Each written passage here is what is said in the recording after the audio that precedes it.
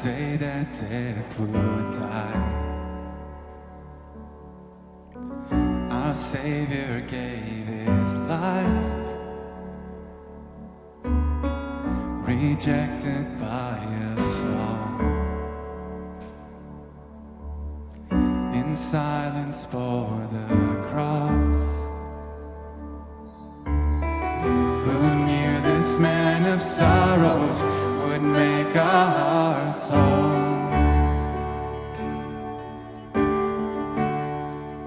We are healed by His stripes, those in darkness brought to light. Word fulfilled in Jesus Christ, God our Savior.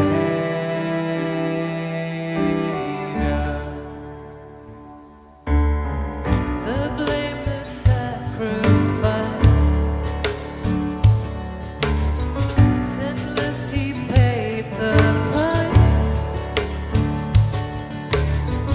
His punishment our peace, His cross our liberty. Who knew this man of sorrows would make our hearts whole? We are healed by His stripes, those in darkness brought to light. Word fulfilled, Jesus Christ, God our Savior. We are healed. We are healed by His stripes, those in darkness brought to light. Word fulfilled, Jesus Christ, God our Savior. Sing Yeshua. Yeshua, Yeshua, our healer. Yeshua, Yeshua, Redeemer. Yeshua, Yeshua, our risen King.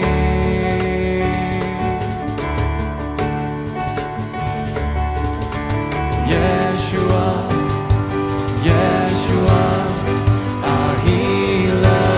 Yeshua, Yeshua, Redeemer. Yeshua, Yeshua, our victory.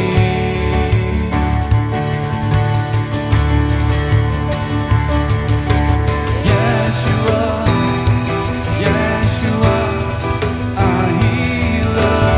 Yeshua, Yeshua, Redeemer. Yeshua, Yeshua, our victory. We are healed. We are healed by His stripes, those in darkness brought to light. Word fulfilled, Jesus Christ, God our Savior. We are healed by His stripes, those in darkness brought to light. Word fulfilled, Jesus Christ, God our Savior.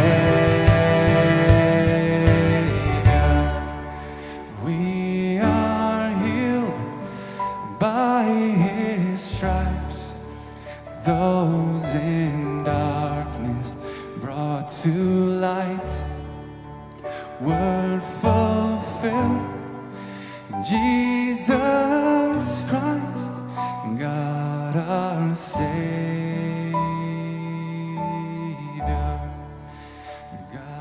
our Savior,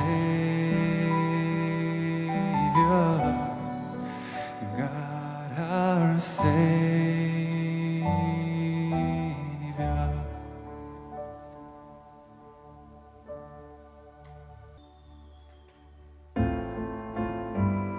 Jesus, for your great mercy and all that you've done, we want to give you all our praise. Jesus, for your great mercy and all that you have done, we want to lay our lives at your feet afresh today. Jesus, help us be obedient to your call, and let every step of every journey be for your glory.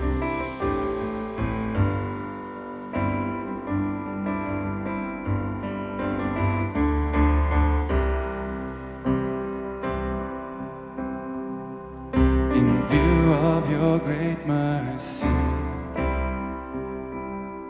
in light of all you've done, I present my life as a living sacrifice. In view of your great mercy, in light of all you've done, I will love you, God, with all my strength and heart. Lord, this is my worship. Impiloyam, Geyako, Klizioyam, Geyako, Uhambolam, Golwako, Konke, Konke, Gogwako, Impiloyam, Geyako, Lizioyam, Geyako, Uhambolam, Golwako, Konke, Konke, Gogwako.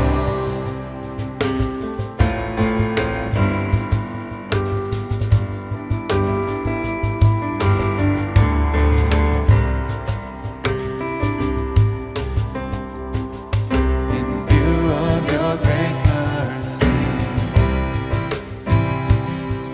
in light of all you've done,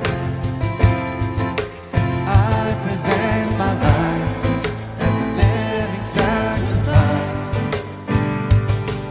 In view of your great mercy, in light of all you've done, I will love you, God, with all my strength and heart. Lord, this is my worship.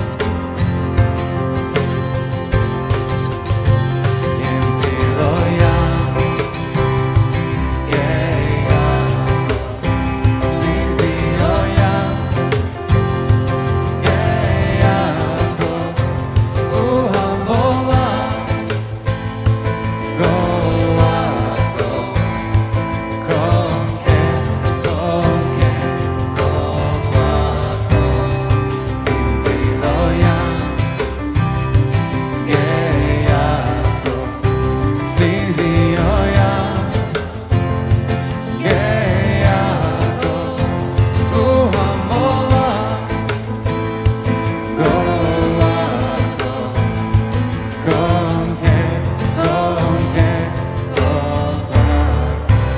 This is our worship. Lord, this is our worship. This is our worship. Lord, this is our worship. This is our worship. Lord, this is our worship. With all our minds and bodies. This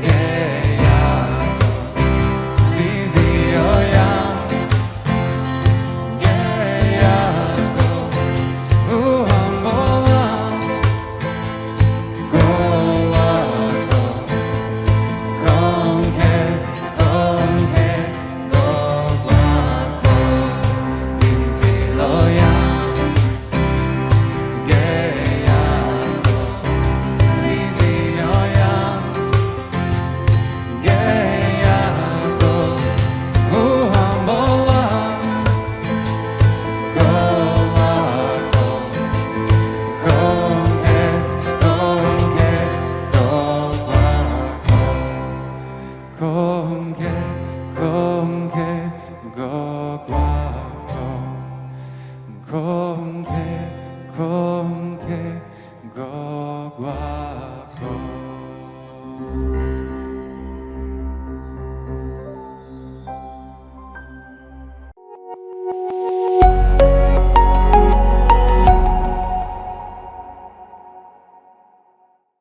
Amen. Beloved, I greet you in the name of our Lord Jesus Christ today.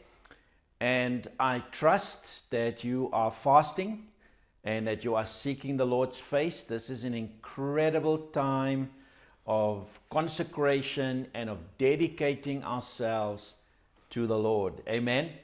And as we've been doing, we're part of our global Every Nation family sermon series called Abide.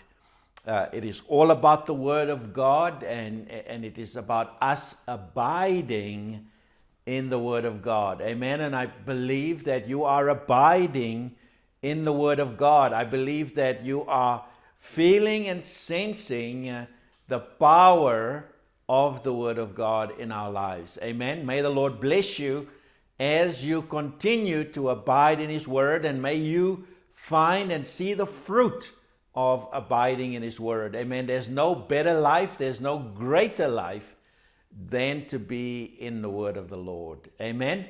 And today's sermon series, we are talking about the Word gives life.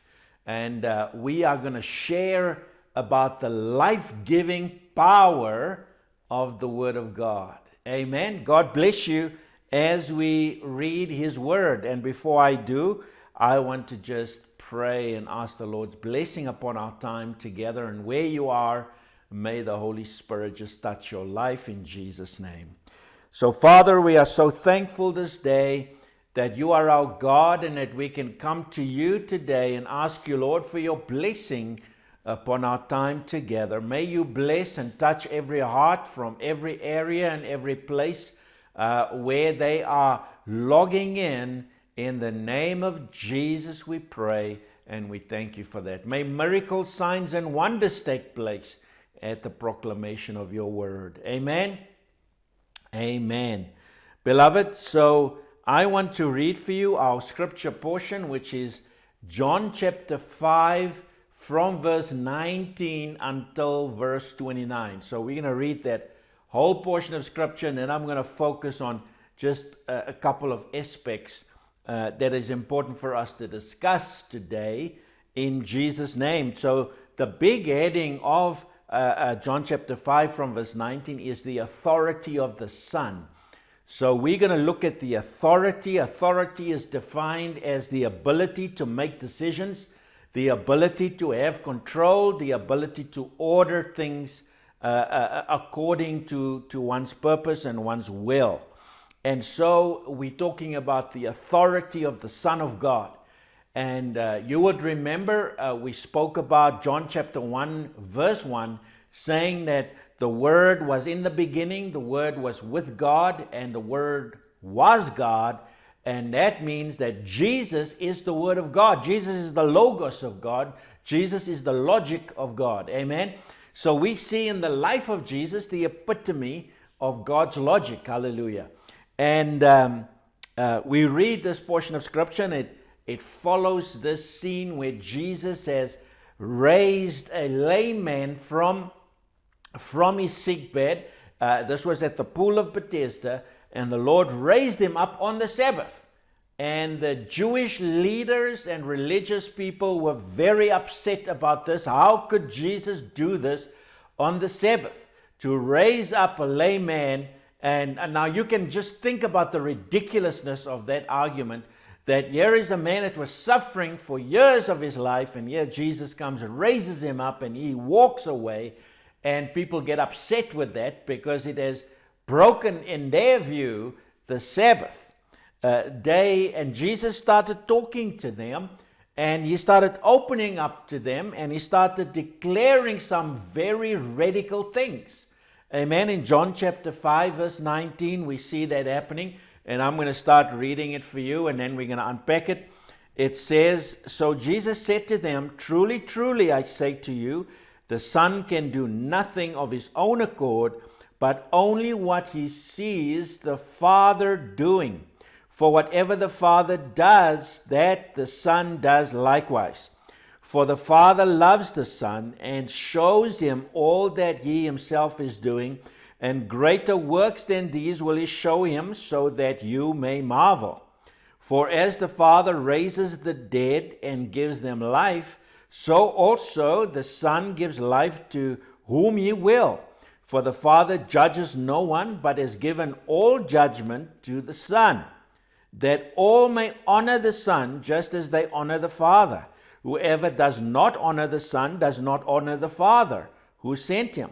Truly, truly, I say to you, whoever hears my word and believes him who sent me has eternal life. He does not come into judgment, but has passed from death to life.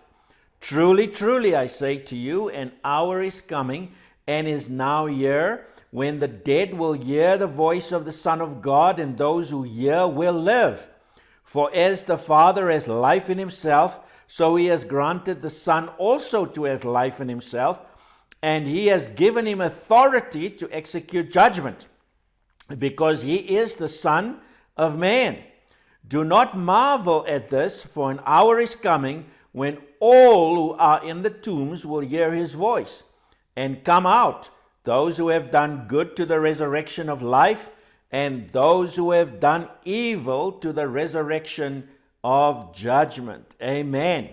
God bless the reading of his word, and let us just go back and start over in verse 19. It says, So Jesus answered them, Truly, truly, I say to you, the Son can do nothing of his own accord, but only what he sees the Father doing. Now, one of the reasons why the Word of God has life and can give us life, beloved, is that the embodiment, the incarnation of the Word, which is Jesus Christ, basically says here, and we know that Jesus is the Son of God and Jesus is the Son of Man. So Jesus occupies these two, shall I say, characteristics. He is God the Son, part of the Godhead, and can make his own executive decisions. And yet, on the other hand, he is the Son of Man, where he has come to earth and he has subjected himself to the will of his Father and to the leading of the Holy Spirit. And so we see Jesus holding these two things in tension with each other, in that he can do things, but he has submitted himself to the will of his Father, and so only does what the Father instigates and the Father leads him to do. So he says the Son can do nothing out of himself. Amen. And so, beloved, we see that right through the Gospels, Jesus never talks of himself as separate from his Father. There is always this union that we see that is part of the relationship that Jesus cultivated with the Father. So he was so fully dependent on the leadership of the Father. And so, beloved, when you and I are so dependent on the leading of the Holy Spirit and the guidance of God's Word, in that we seek out God's Word to make decisions, you will find that you will be led by God, because you are now subjecting yourself, you are submitting yourself to the very Word of God. The Word of God is submitted to God, and those that are submitted to the Word of God are submitted to God. And so when we are submitted to God in this way, when we are seeking God's heart, when we are bathing ourselves in the Word of God, we will find that we will walk in this type of intimacy. You know, one father asked his son, he said to him, if this is God and this is you, how far do you think your relationship with God is? And the son indicated with his hands that it probably is this far. This is how far I am, in my relationship with God. And then the father asked him, how would you say God would want it? And the son immediately said, God wants it to be like this. And the father said, yes, you're correct. But even more so, the Father wants it to be like this. There is this intertwining of us and the Word of God. So when we become the Word of God, when we incarnate the Word of God, when we practice the Word of God, we find that we become one with Jesus and we become one with the Father. Amen. Now, one of the things, beloved, we must understand is that we belong to Jesus. Jesus prayed in John chapter 17. He said, those that you've been given to me. Amen. So we belong to Jesus. We are followers of Jesus. Jesus is our pattern. And we follow according to his pattern. Even Paul instigates this. He says, follow me as I follow Christ. In other words, pattern your life according to the pattern that you see in my life, as I pattern my life as I see it in Jesus Christ. Amen. And so, beloved, you and I need to walk in this pattern of not doing anything except what we see the Father do, except what we hear the Father say. That is what we speak. And so we must cultivate and we must develop this type of dependent and humble relationship with the Holy Spirit to be led by the Father in every circumstance. Amen. Verse 20 goes further and it tells us why the Son is authority. It says, for the Father loves the Son and shows him all that he himself is doing. What a beautiful picture we have here, that Jesus is saying that there is a love relationship between him and the Father, and it is the Father's pleasure to reveal to the Son what he is doing, because he wants his Son to participate and work with him. Amen. So raising this lame man from the dead, from dead in a way of being sick, raising him from his sick bed on the Sabbath is what the Father was doing.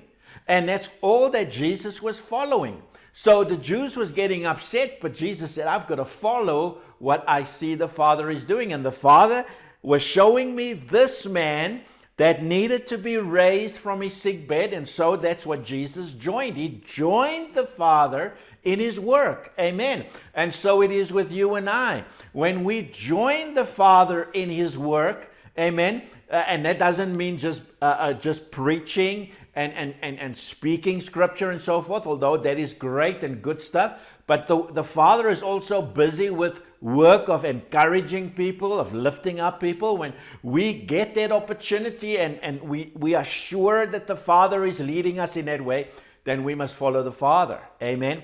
Now, what is interesting about that portion, beloved, is that usually when we talk about love between the Father and the Son, the word agapeo is used. Now, we know what the word agapeo means. It means to be all-encompassing, unconditional, and of first priority. That is what we understand from this Greek word that is used. But in this instance, John uses another word. It is the word philein or phileo. That is where we understand it is, the superficial understanding of it is brotherly affection or close affection. So if agapeo is a love of priority and of all-encompassingness, then phileo or philein is the degree or the quality of that love, the depth of that love. So what Jesus is saying is that the Father loves the Son in depth. Amen. And that is how he loves us. Why do I say that and how do I know that? Because the Father gave the Son for us so that we can be redeemed by the Son. And if we receive that word, if we believe that word, beloved, we are saved. Amen. And so we trust in Jesus because the Father has given us to Jesus. And then the Bible says, for the Father loves the Son and shows him all he himself is doing. And greater works than these will he show him. So what Jesus is saying is he's setting the scene for the resurrection of Lazarus. Later on we find that Jesus raises Lazarus from the dead. And that is the first step of signifying by which way he himself will participate in the resurrection of the dead. And then Jesus says that we know that when Jesus was raised from the dead, the Bible says that the tombs opened and those righteous people of old walked out of the tombs into the city. Amen. And we are struck with wonder about what Jesus was doing. And then Jesus takes it further. Jesus said at the end of the age, what will happen is that the just and the unjust will be raised from the dead.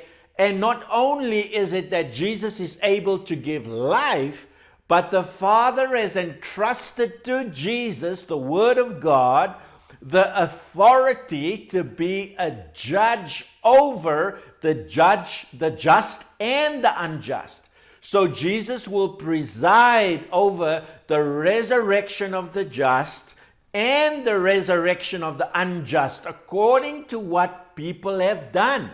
Now that's very interesting. Now listen to the word, what they have done. And so when we are children of God, when we are disciples of Jesus, when we are followers of Jesus, we do what we see the Father doing. Amen. We understand the word and we practice the word and we put it into full effect in our lives. And that is what we will be judged according to. But now here is the snag, or here is the very important thing that we need to understand, beloved. It says, he talks about the honor of the Son, and he said, verse 24, truly, truly, I say to you, whoever hears my word and believes him who sent me has eternal life. Now, what Jesus is saying is that the moment you believe in Jesus, who Jesus is in his fullness, not just one aspect of Jesus, that he's the Son of Man, or one aspect that he is the Son of God, but that he is both God and man. When you accept him that the Father has sent and you embrace him, you believe in his word and you believe the gospel, you have eternal life. Just by believing that, you have eternal life. Amen. So that already sets you apart. Now, this is what it says. It says he does not come into judgment. So when the Bible says he will just judge the just, what it is almost like the Greek is talking about like at Olympic Games, when athletes are competing with one another and they are standing on the podium. That is the judgment that he is referring to. He is not referring to judgment in a negative sense. He is referring to judgment in a positive sense. How closely have you followed the Father and getting a reward for that? So wherever you followed the Father, you got a crown for that. You receive a reward for that. It is not about life and death. It is not about heaven and hell. It is not a death judgment. That is already taken care of because you've passed from death to life by believing the gospel. Amen. So when we believe the gospel in this way, beloved, we pass from death to life. We will not be judged. Amen. So we are set free from that. Amen. Because we believe the word of God. And as we believe the word of God, we have eternal life. Amen. It is imparted to us. It is imputed to us. It is afforded us because Jesus has made the way. Amen. So Jesus is talking about his earthly ministry. He is talking about his resurrection, what will happen. And he's talking about the end of the age when he himself has the power to give life. He has the power to judge.